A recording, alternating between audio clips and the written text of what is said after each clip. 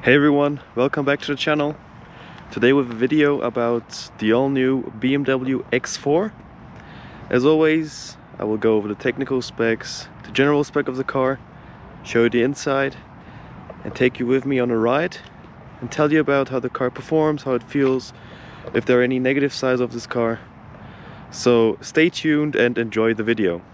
Alright, let's come to the spec of the X4. Now the color here is called Alpine White. This is just a unique color, so no metallic flake, and I think this is the one and only free color you can get in this car. Moving on, we got the X-Line style package. That means you got a more off-road look to this car with this gray or silver trim down here in the front, your silver grille, which is also a active grille. So if the car needs to breathe or needs some more air, these slats in between open, and if the car needs to, for example, heat up in the winter, the slats close and the engine heats up more fastly. Then moving down here to the wheels. Now this is just the winter tires, so you got 18-inch winter wheels, but you can go all the way up to 20 inches. Moving on to the side, we got this fake vent here on the side with the silver trim. Again, nice silver side door sills to pronounce the off-road look. Coming down here to the rear, again, this is the X-Line package, so you get a more off-road look down here. Nice silver accents, we should pronounce the more rigid, more off-road look. Two real fake tips, which is very nice. Really like that BMW still keeps their real exhaust tips. Then moving up here, we got this cool rear spoiler, which is standard on all X4 models. So you got this cool curvature, which really lets the car look nice and sporty from the top. The coolest feature in the rear are these rear taillights, which are also three-dimensional, so you can see here, very cool. And they also wrap around the car, so you get that nice width and sporty look. Really nice. One thing I forgot are these tinted windows, which let this car look very cool and sporty, especially to this white color. And you also got silver window trims, which is again a part of the X-Line package. If you would have gotten the M package, for example, you would have had the black styling package, so all the window trims, all the lower trims would be in black, the exhaust tips would be in black, and you would have that more sporty look. But I mean, everyone has the choice. If you like the more off-road look, you could get the X-Line. If you like the more sporty look, you take the M package.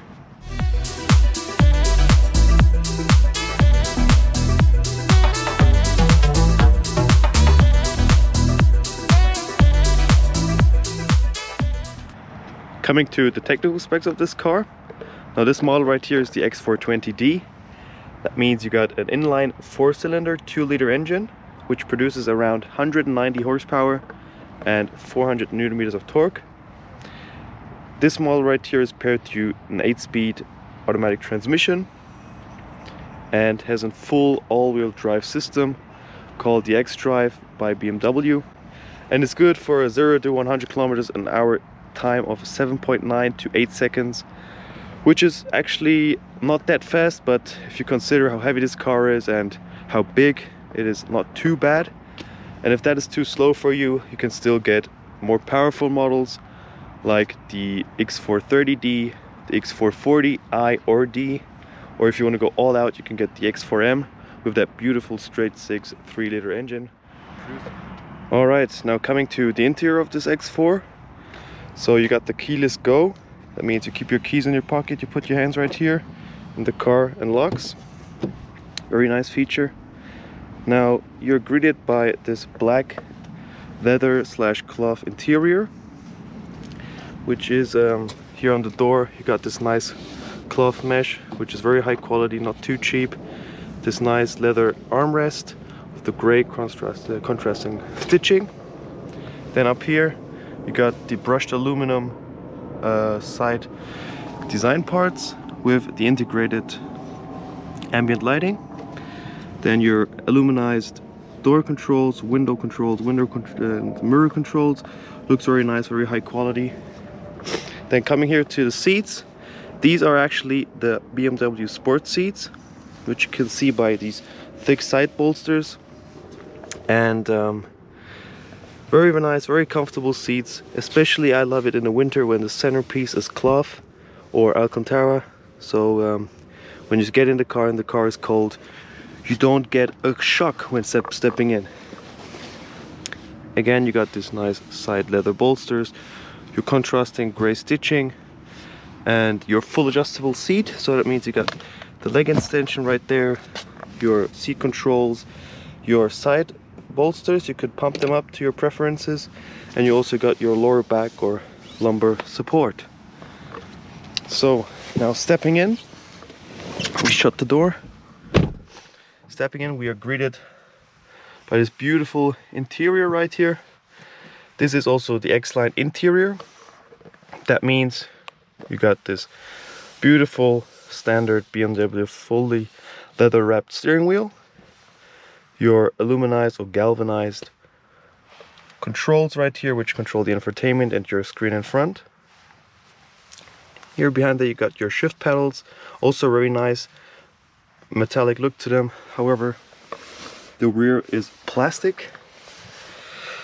Furthermore, we got these two digital screens, and I believe this one got updated. So if you have a 2020 model, you still got that old digital display. This is however the 2021 model, so you got this new BMW full digital display,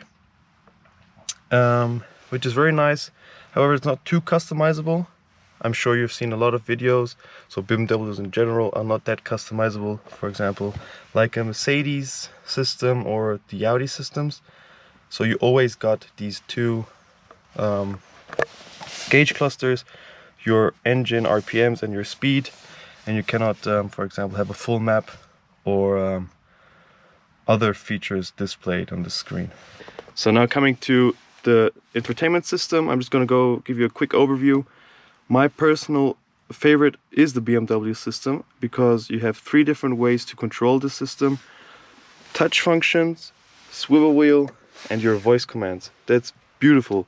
Not like most of the manufacturers which only stick to voice commands or touch.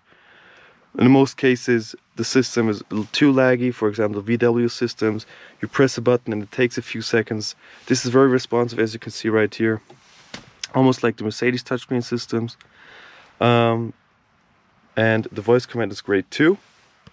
So I'm very happy with this system, especially that they kept this swivel wheel function. Moving down, you got your climate and radio controls. Again, beautiful that they're still analog and not integrated into the infotainment system. Very cool. Then again, you got your cool X4 logo.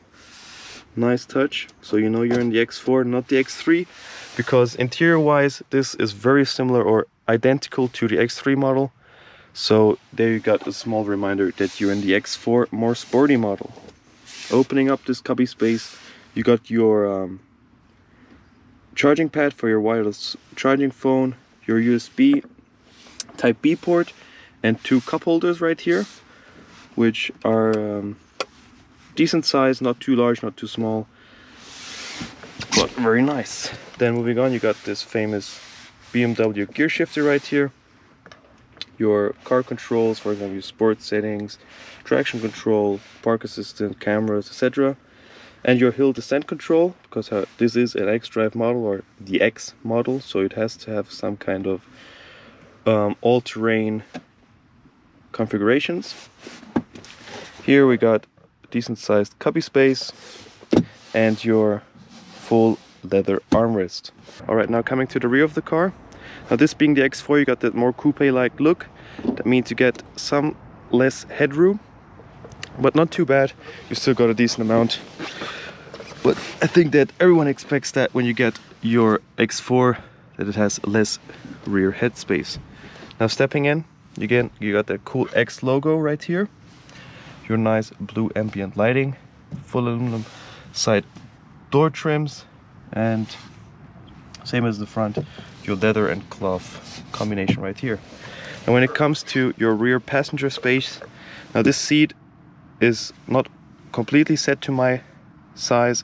You could have gone a little more further, but you still got your decent amount of knee room, and also you can slide your feet under the seat, which is nice and comfortable.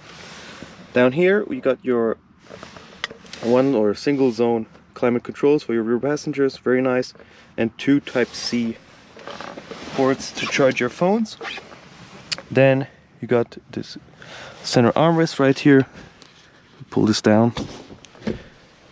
You got these 2 cup holders, which is very nice that they didn't put them in the middle right here, so you have nice elbow space and don't hurt your elbows on a long trip. Then you got your through load technique right here, so you can load through your skis, for example. Put this back up. Then moving to the back of the car. This car has the electronically controlled rear boot, so you just kick on the car and it opens. Here you're greeted by a large boot, so in the footprint it's the same as the X3s. However, because of that slooping roofline, you got less upper space. Again, down here you got this beautiful storage below. Now in the previous or pre-midlife cycle X4, you had a gas strut right there. That got removed, unfortunately, but still not too bad. Also nice carpeting, and also the sides are nice and soft. Here you got your side pockets, and also can release your rear seats via these 2 latches right here. Let me close this door.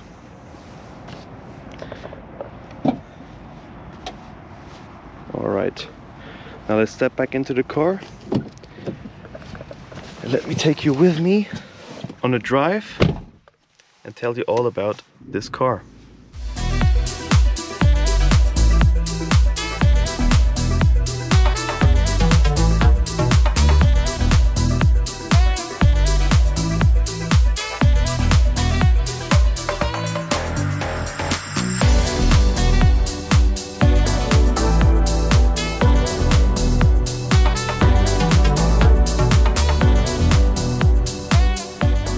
Alright, coming to the driving feel of the BMW X4. First things I realized when I stepped into this car or sat down was the high driving position. This being an X model is very typical, or in sport SUV. Overall, the seating position is very nice. You don't sit too high, so you don't feel like you're sitting on top of the car. It's more like a cocooned, sporty, high driving position, also enhanced by this coupe or this slooping roofline. Coming to the engine, this having the 2-liter 4-cylinder diesel engine. Now at these speeds it's perfectly fine, it's not too loud, you can't even hear it. However, when you go and drive through the town or stand at the stoplight, if the car doesn't shut down, you can feel how rattly this engine is. That's really the first thing I realized when I stepped into the car and turned it on. It's how rattly and loud this 4-cylinder 2-liter engine is. Same as I had in the 4 Series in the last video. However, when it comes to the performance of the engine, I mean, you got 190 horsepower, which is not too bad. However, it is could be a bit more, especially for a large car like this, and also with the weight of this car, which is around 1.8 tons, depends on your specifications. This 190 horsepower sometimes can feel a bit, I don't know, a bit slow. It has a bit more power. For example, like the X4 40 models, the D or I, with a beautiful straight 6 engine that would perfectly suit to this car. Also, this transmission, as everybody knows, the 8-speed BMW transmissions are beautiful. It shifts fast, seamlessly, and is also very responsive. For example, you can flip it into sport mode right here. It downshifts automatically and shifts even faster then. When it comes to ride quality, now this one is the X style model, so that means you don't have sport suspension, you have a more comfortable suspension that you can really feel, especially going over bumps. The car doesn't get unsettled at all. It's very comfortable, and also driving at high speeds, you could expect the car would lean more and be more unstable, for example, through corners.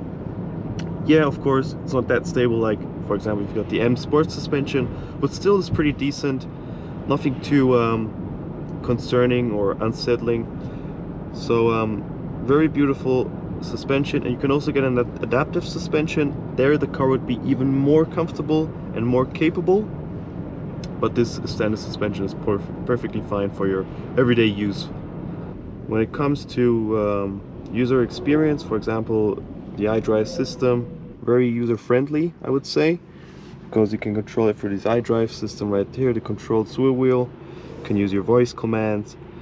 I personally don't use the touch function that much because the screen is too far away and you get distracted too much. But thank God you have this swivel wheel down here. Coming to this digital dials right here, I don't know why, but BMW, the driver display is very dark, and there's also, I mean, this is now on the highest setting. It's very dark, and because of these dials going the other way as usual, for example here this RPM dial, you can get sometimes confused. I mean, you don't need it, but still, it's dark colors, the orange. I know it's a typical BMW color, but still I would wish it to be more illuminated, more customizable, especially because you have this digital display. You also have the capabilities to program it and give your customers the freedom, I would say, to choose their preferences. However, you can only display the map right here, also not in full size, but only in the middle.